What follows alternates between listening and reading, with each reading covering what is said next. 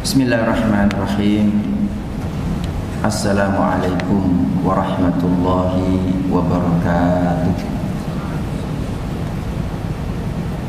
Alhamdulillahirabbil alamin.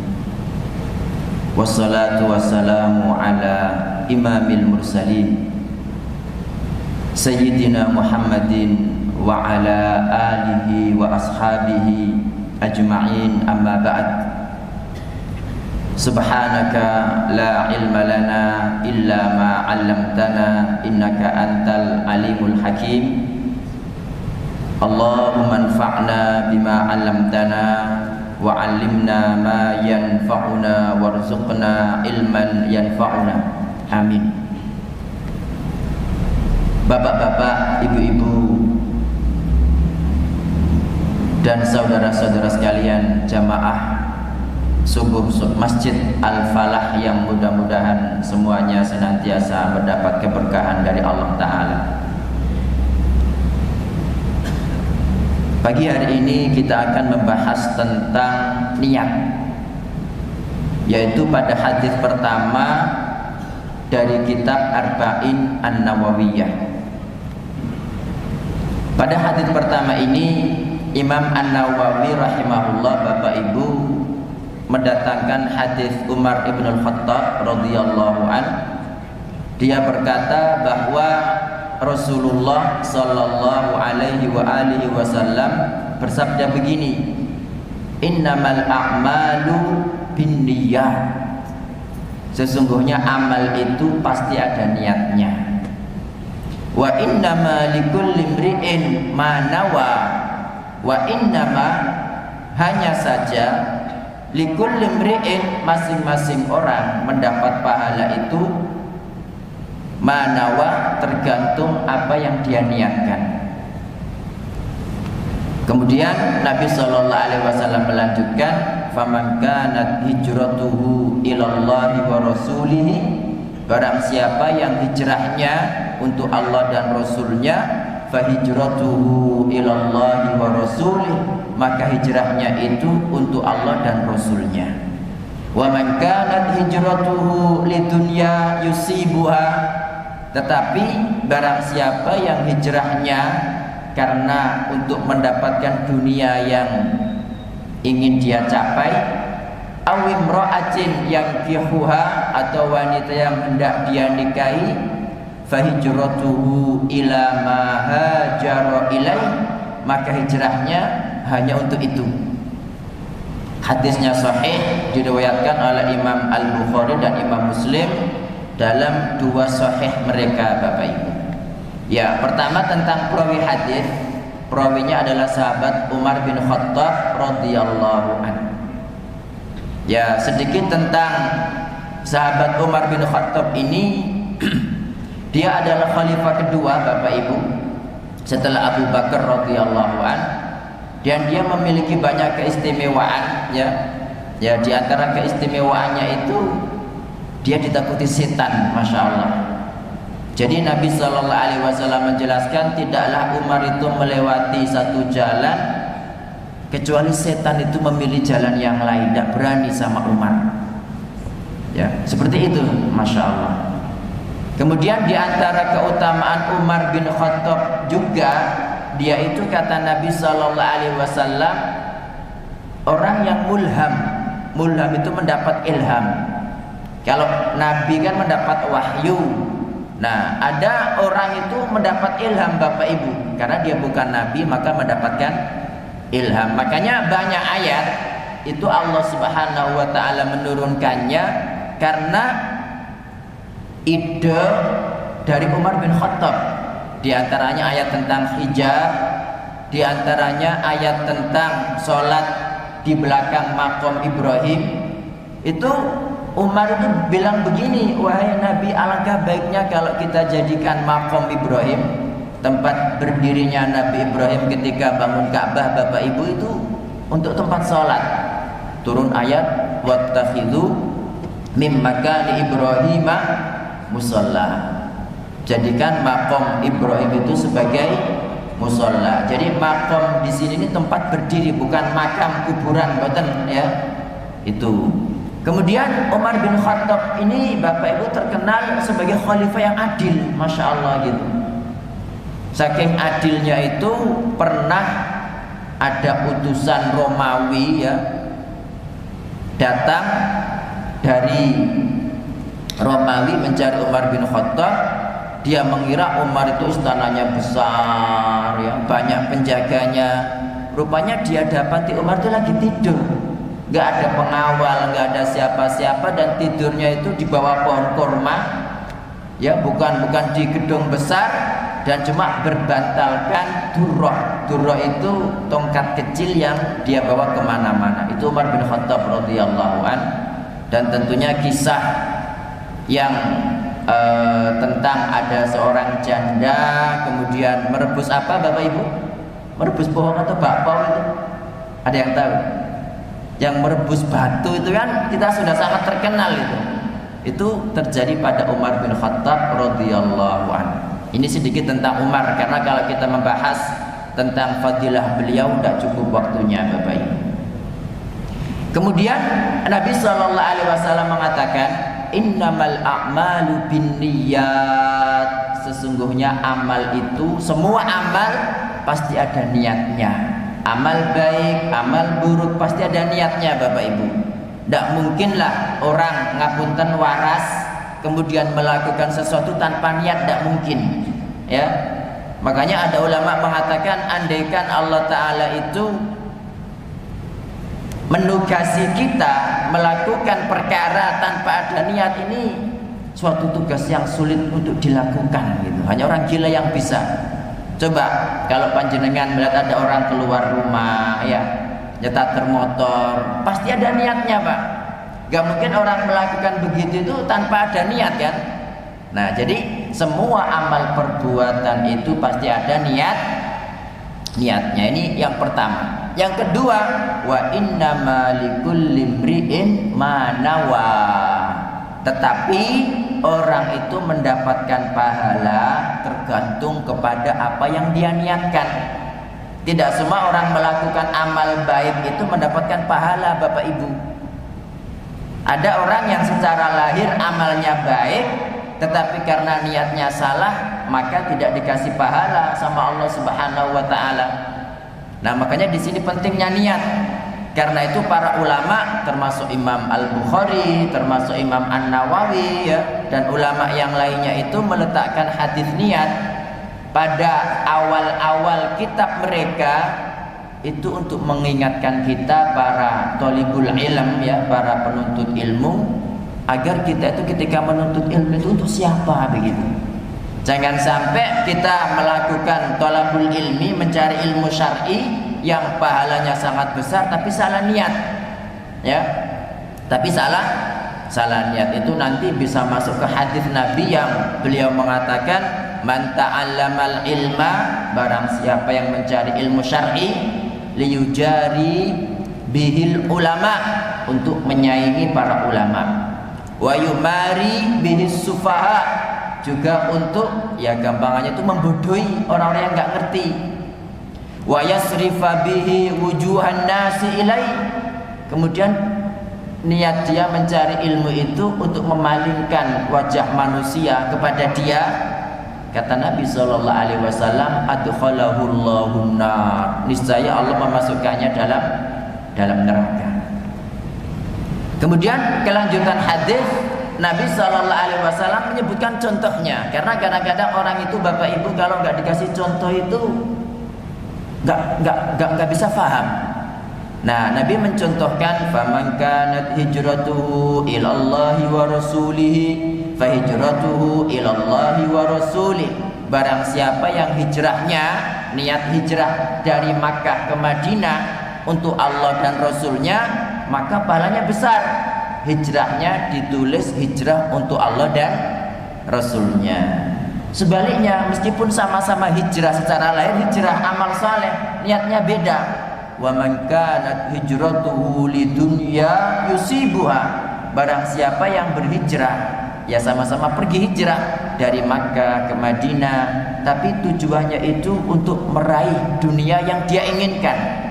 awimra'atin yang kihuha, atau wanita yang ingin dia nikahi, fahijratuhu ila ma hajara ilai, maka hijrahnya ya untuk itu aja gitu. Nabi SAW tidak menyebutkan seperti pertama. Kalau pertama kan Nabi menyebutkan fahijratuhu ilallahi wa rasulih kan. Yang kedua ini Nabi enggak menyebutkan fahijratuhu ila dunya yusibu wa imra'atin yankihuha, tidak.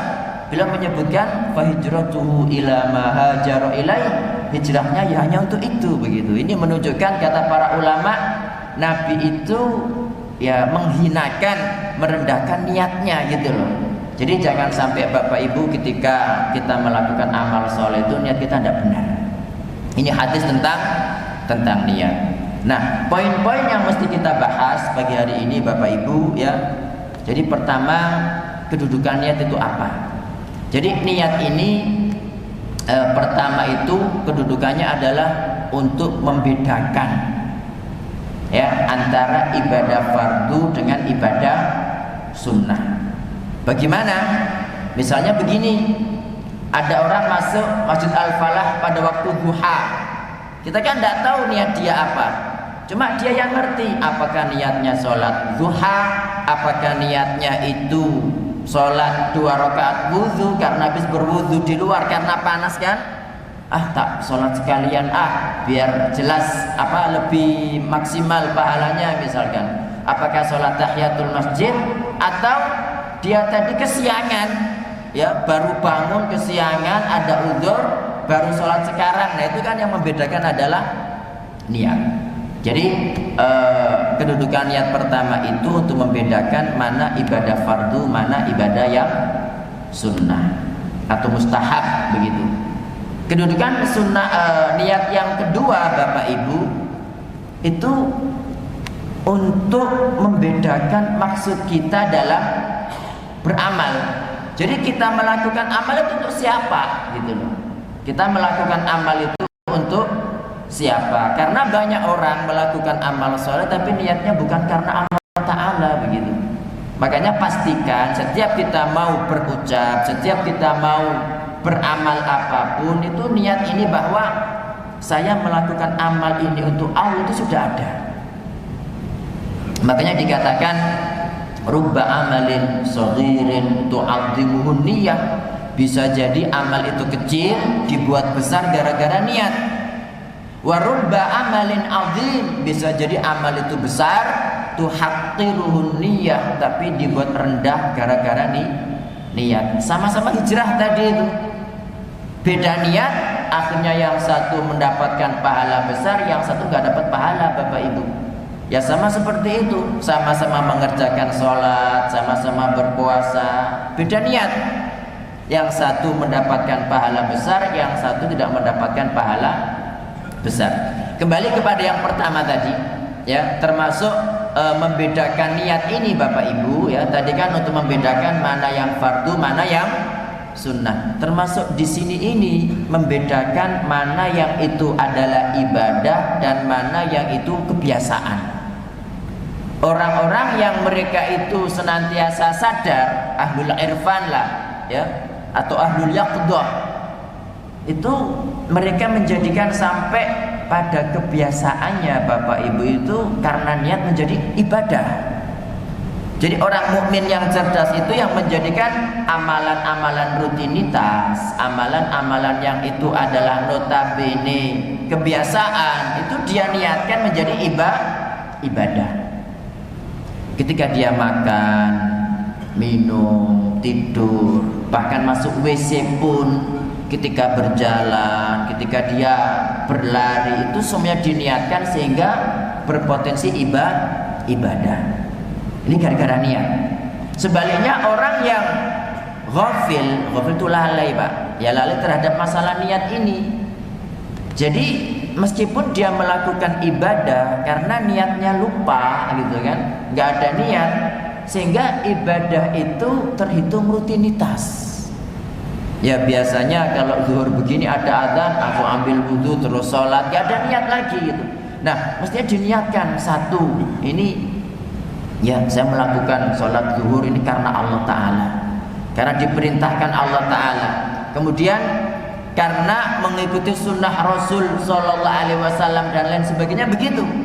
Makanya pentingnya niat di sini Bapak Ibu. Cuma ya untuk niat ini ada yang mengatakan tempatnya di hati gitu kan, jadi nggak perlu dilafalkan. Ada yang mengatakan harus dilafalkan. Ini khilaf di antara ulama, gitu.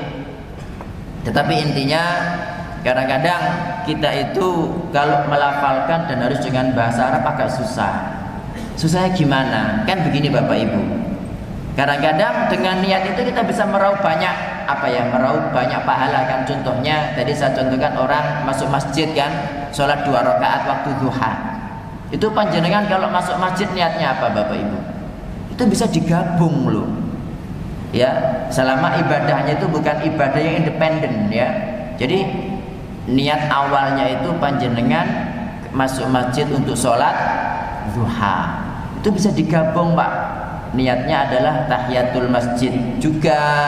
Niatnya adalah juga apa? Niatnya adalah juga untuk sholat 2 rakaat wudhu. Kalau sebelum itu panjenengan berwudhu. Nah, ini coba kalau panjenengan mau merangkap niat, terus harus dilafalkan ya apa niatnya coba.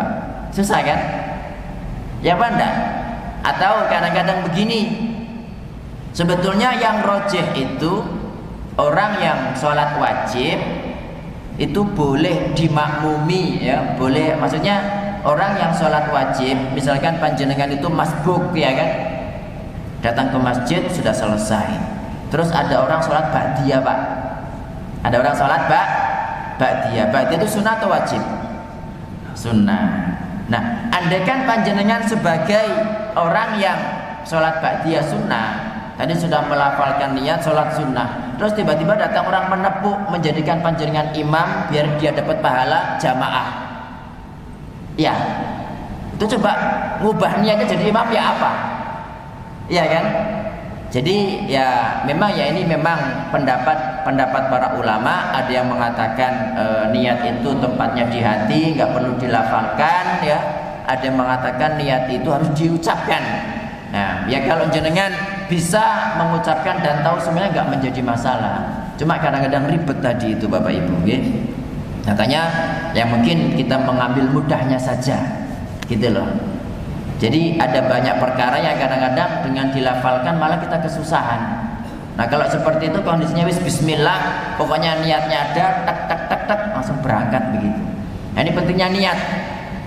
Kemudian yang kedua tadi, niat itu adalah untuk membedakan kita mengerjakan amal itu untuk siapa Bapak Ibu. Ini makanya kata para ulama itu setiap panjenengan mau beramal, setiap panjenengan mau berucap itu siapkan niat dulu. Jangan amal dulu baru kemudian niatnya belakangan. Ada seorang tabi'in itu diajak untuk menyolati jenazah. Dia berkata sebentar. Yang satu bilang ini diajak sholat jenazah kok bilang sebentar sih gitu. Dia bilang saya tak menata niat dulu gitu. Karena langsung ujung-ujung berangkat bisa jadi itu hitungannya rutinitas Bapak Ibu. Nah ini loh kita, makanya panjenengan Bapak Ibu sekalian yang dirahmati Allah Ta'ala, ketika berangkat kerja juga seperti itu niatkan.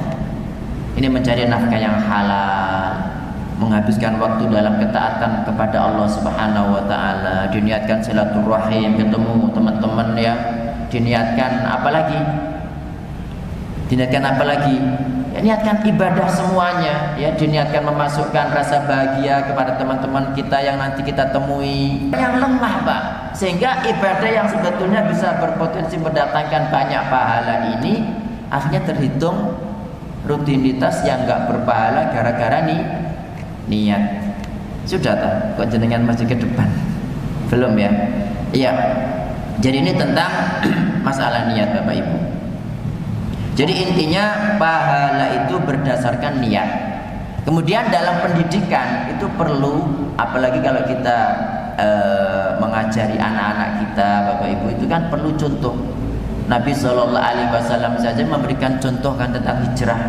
Sama-sama hijrah dari Makkah ke Madinah, sama-sama secara lahir melakukan amal soleh Bapak Ibu, tetapi yang satu mendapatkan pahala, yang satu tidak mendapatkan pahala. Dan ada hadis lain Pak, hadis Abdullah bin Mas'ud Di situ Nabi sallallahu alaihi wasallam menjelaskan, fa wallahilladzi la ilaha ghairuh, demi Allah yang tiada ilah kecuali Dia, inna ahadakum la ya'malu bi amali ahlil jannah, seseorang dari kalian itu betul-betul mengerjakan perbuatan penghuni surga. Perhatikan, hatta la yakuna bainahu wa bainaha illa dzira', hingga tidak ada jarak antara dia dengan surga kecuali satu hasta. Fayasbiqu alaihil kitab, tetapi takdir Allah itu mendahului. Fayamalu bi amali nar, dia pun mengerjakan perbuatan penghuni neraka. Fayadkhuluha, maka dia pun masuk neraka. Kita yang nggak tahu hadis ini seakan-akan mosok rek gara-gara takdir kok masuk neraka, kan begitu Bapak Ibu. Cuma maknanya bukan seperti itu.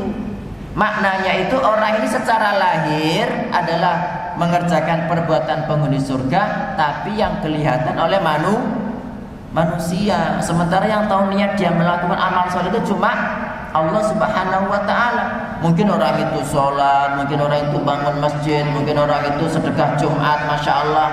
Amal soleh kan secara lahir kita tahu seperti itu. Tetapi rupanya Allah tahu niatnya mungkin bukan karena Allah Ta'ala, Pak. Nah, jadi bukan salahkan takdir, bukannya salahkan dia sendiri. Makanya di sini letaknya apa?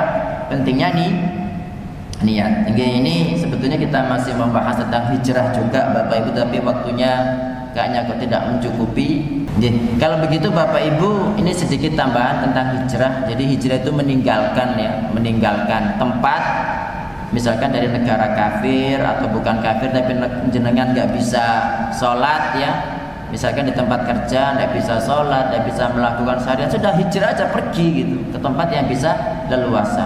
Atau hijratul amil, itu meninggalkan teman. Kita kan diperintahkan mencari teman yang baik. Kadang teman itu ngajak buruk, ngajak maksiat, aja udah tinggalkan hijrah. Terus yang ketiga adalah hijratul amal, ini meninggalkan amal perbuatan. Biasanya kita mungkin suka melakukan dosa, macam-macam lah dosa itu kan. Hijrah Pak, itu namanya hijratul amal. Ini saja Bapak Ibu, semoga bermanfaat. Barakallahu fiikum. Jika ada yang benar itu semata-mata dari Allah Ta'ala. Jika ada yang salah dari saya sendiri, saya beristighfar kepada Allah Ta'ala dan mohon dimaafkan. Barakallahu fiikum.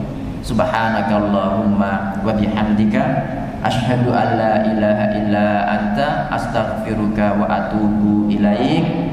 Wassalamualaikum warahmatullahi wabarakatuh.